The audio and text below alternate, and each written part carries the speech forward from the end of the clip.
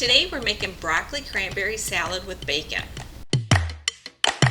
Into a large mixing bowl we're going to add 5 to 6 cups of broccoli florets, 2/3 cup of dried cranberries, a half a cup of bacon crumbled. I used bacon bits, a half a cup of mild cheddar cheese, a half a cup of sunflower seeds, a 1/3 cup of red onion that is diced small.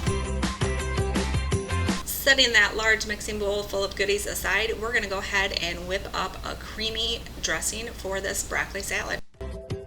Into this mixing bowl, we're going to add in 1/4 cup of sour cream, 3/4 cup of mayonnaise. I used Hellmann's light mayonnaise, but full-on mayonnaise will work just as well. 1.5 tablespoons white wine vinegar. That can be replaced with apple cider or red wine vinegar. We're going to add in 3 tablespoons of sugar, a half a teaspoon of black pepper, and 1/4 a teaspoon of salt. Whisk all this together until it's combined.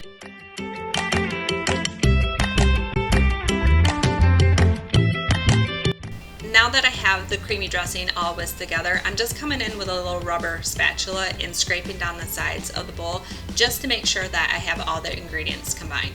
Then it's time to add that creamy dressing into the broccoli and all the other goodies.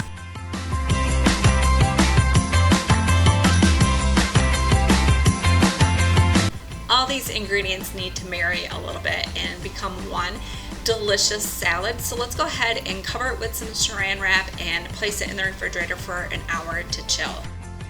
This broccoli cranberry salad with bacon is so delicious, you're going to want to grab the recipe. So head on over to the blog so you can print it up.